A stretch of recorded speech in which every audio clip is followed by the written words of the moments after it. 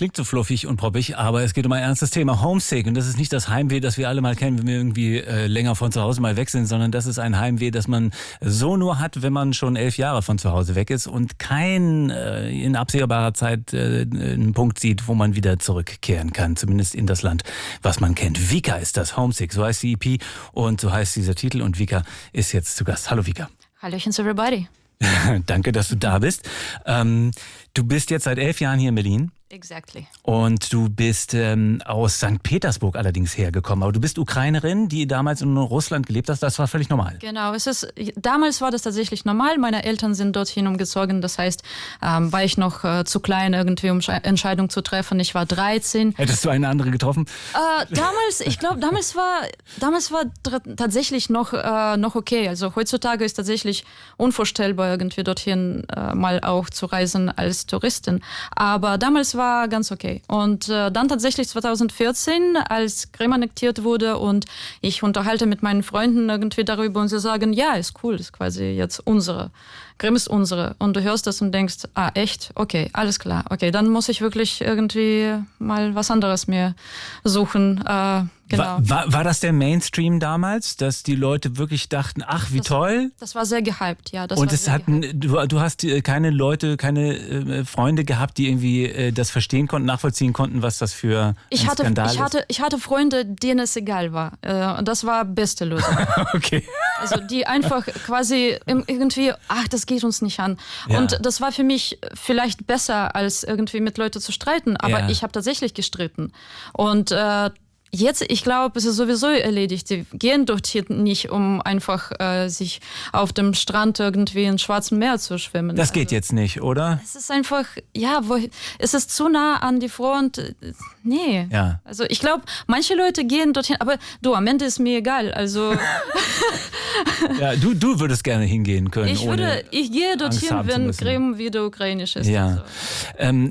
Du bist dann gegangen, weil du es nicht mehr ausgehalten hast, oder war auch die Perspektive nicht mehr so da? Beide. Also hast du viel aufgegeben in St. Petersburg? Quasi mein gutes Leben. Also ja, ich hatte ein gutes Leben, ich hatte einen gutes Job, ich habe im Theater gesungen, ich hatte meine Band gegründet. Also eigentlich mein Leben war stabil und gut.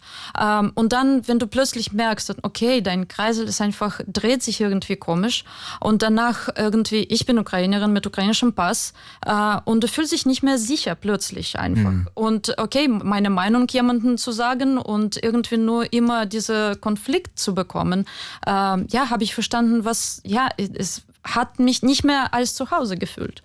Und zurück in die Ukraine war auch irgendwie, mein Leben war halt in St. Petersburg, ist halt so. Das heißt, in die Ukraine zu gehen, war auch irgendwie von Anfang an von Null irgendwie zu starten. Und ich dachte, okay, vielleicht gehe ich dann irgendwo ganz anders. Ja. Und damals, man muss ja zurückdenken, 2014, das war die Krim, das war natürlich ein Schock für die Ukraine. Ich glaube, im Westen hat man das nicht so richtig geschnallt. Zumindest die Bevölkerung größtenteils war noch nicht alarmiert. Auf politischer Ebene natürlich schon.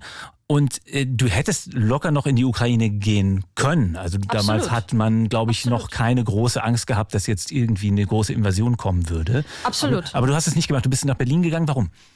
Also im Theater, wo ich gesungen habe, gab es einen Choreograf, der auch Ukrainer war. Und der hat in Berlin getanzt und choreografiert im Friedrichstadtpalast. Okay. Und er hat mir über dieses Theater erzählt. Und ich dachte, oh cool. 2013 bin ich nach Berlin einfach als Touristin geflogen und dachte, oh wow, cool. Habe dieses Theater angeschaut und dachte, wow, hier zu singen, okay, es ist unvorstellbar, aber cool. Und 2014, wenn diese Situation passierte, dachte ich, ach egal, also ich muss das einfach probieren. Habe einfach CV gemacht mit allen Fotos aus Theaterstücke, wo ich gesungen habe, irgendwie Demos, alle mögliche und geschickt und einfach vergessen. Und dann kommt eine Antwort. Ja, wenn Sie so ein Schengen-Visum haben und so fliegen können, also Tickets selbst besorgen, dann haben wir letzte Runde von Casting. Können Sie gerne kommen. An dem Tag hatte ich auch ein Konzert. Konzert mit Orchester. Habe ich storniert. Das ist wirklich wahre Geschichte. Morgens geflogen, in so einem Outfit für Casting, einfach wirklich ein Kleid, High Heels mit kleiner Tasche, abends zurück. Also gesungen, einfach Audition und zurückgeflogen. Und dann, ich wusste, dass ich in der Finale von Audition mit einer anderen Sängerin aus Holland war. Und die haben gesagt, sie brauchen jetzt Zeit, um das zu entscheiden. Und das war die längsten 3 Wochen meines Lebens. 3 Wochen hat das gedauert? Ja. Aber dann, und dann kam die Zusage? Dann kam ein Anruf. Wahnsinn. Und dann bist du aber mit dem gesamten Gepäck nach Berlin als nächstes Mal. Ja, 2 Koffer. Ja, okay, mit 2 Koffern nach Berlin. Genau. Wahnsinn. Und dann war das wahrscheinlich ja erstmal sozusagen aus dem Unglück etwas Tolles gemacht, oder? Also Mist in Gold verwandelt, könnte man sagen. Absolut, eigentlich, oder? Absolut. Das Theater war einfach wunderbar. Also Kollegen, so ein internationales Publikum, das habe ich noch nie erlebt. Einfach Cast im Palast ist immer so international, von Amerika bis Frankreich, richtig. Und die haben gesagt, dass sie aus Osteuropa Sänger letztes Mal irgendwie vor 30 Jahren hatten. Aber das war für sie absolut neue Geschichte. Und ich bin super dankbar an Thierry Mugler, der mir diese Möglichkeit gegeben hat. Er war Regisseur und er hat quasi darauf bestanden, dass sie mich wählen für die Show. Wahnsinn. Ja. Also top ausgebildete Sängerin aus St. Petersburg kommt rüber nach Berlin und spielt dann erstmal eine Weile dieses Stück. Ne? Ja, genau, The Wild war das. Okay. Genau. Und damals hattest du aber noch kein Heimweh in die Ukraine. Also jetzt jedenfalls nicht dieses Heimweh, von dem wir jetzt hier sprechen. Absolut. Ne? Nee. Das war für mich einfach so ein nächster Step und das musste ich mich irgendwie adaptieren, aber diesen Heimweh hatte ich noch nicht. Okay. Wir hören mal einen weiteren Titel, der auch auf dieser EP drauf ist, namens Homesick, Heimweh. Und dann gehen wir mal auf dieses Heimweh etwas ein. Vika, One of Many.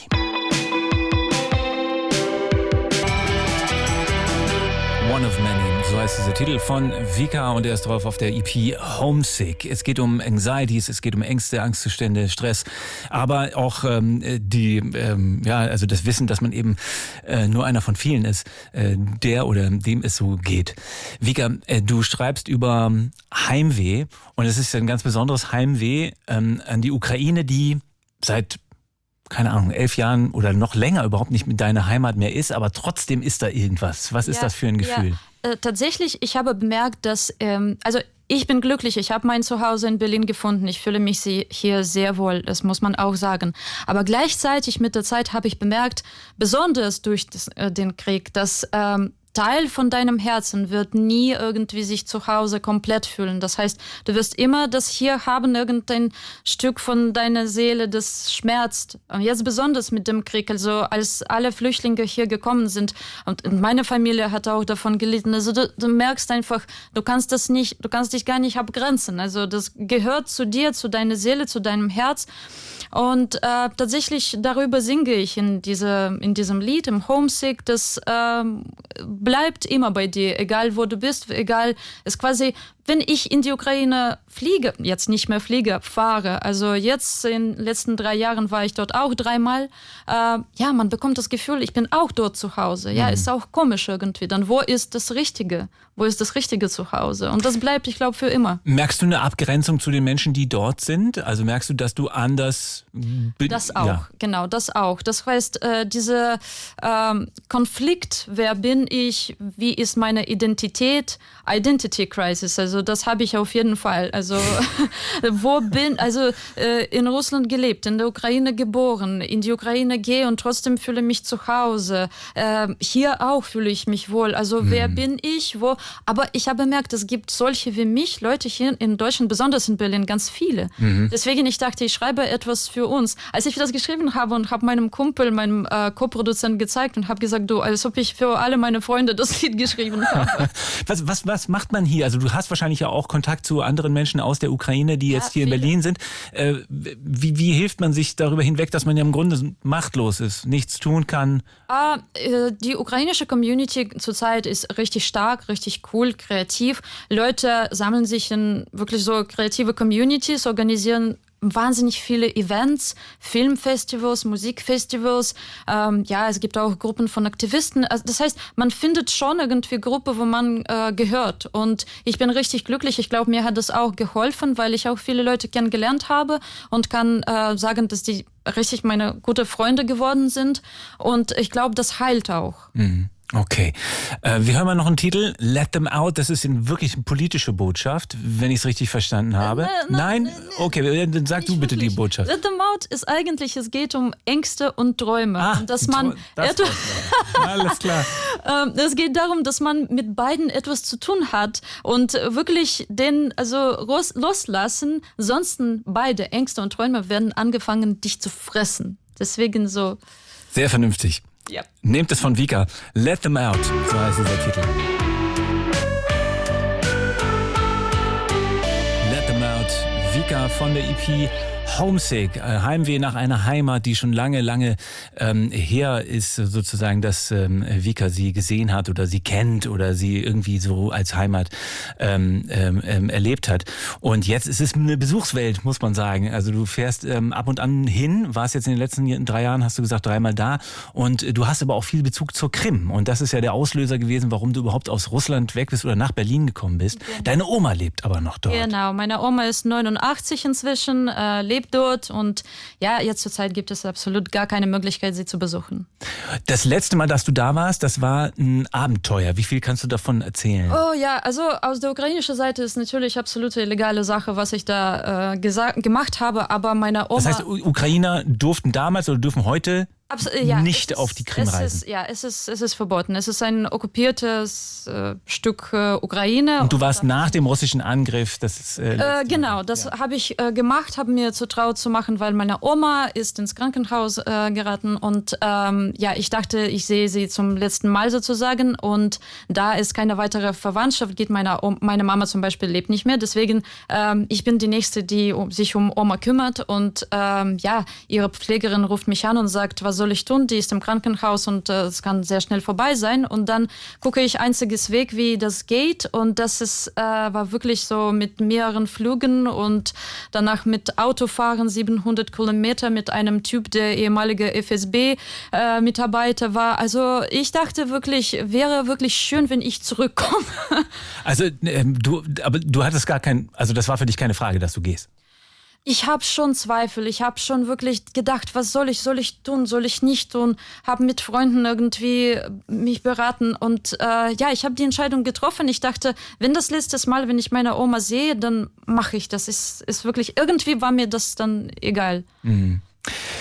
Was denkst du, wann du das nächste Mal befreit einfach so in die Ukraine reisen kannst? Na, in die Ukraine kann ich reisen jederzeit. Ich war dort 3 Mal. Ich meine, ohne Krieg, ohne alles. Ohne Krieg, Hast du Hoffnung noch oder ist das so inzwischen so, vielleicht auch in deiner Community, dass man sagt, wir haben alle Hoffnung, sonst ohne Hoffnung kannst du sowas überhaupt nicht irgendwie verkraften, nicht so Nachrichten lesen. Deswegen alle haben wir Hoffnung und alle glauben, alle versuchen irgendwie zu helfen, wie man kann. Und sozusagen meine beste Freundin, die macht Charity-Flohmärkte, wo wir sammeln auch Spenden und so schicken dorthin für unterschiedliche Zwecke. Es gibt auch verschiedene Vereine, auch hier in Deutschland. Genau, und wann fahre ich in die Ukraine, wo Frieden ist? I don't know, lass uns sagen, nächstes Jahr, okay? Okay, alles klar, wollen wir es hoffen. Ja.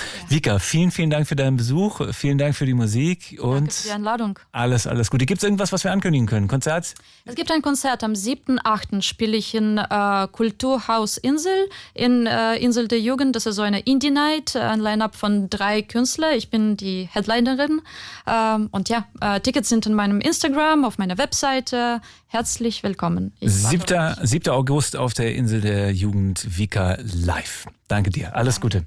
Super, war fluffig.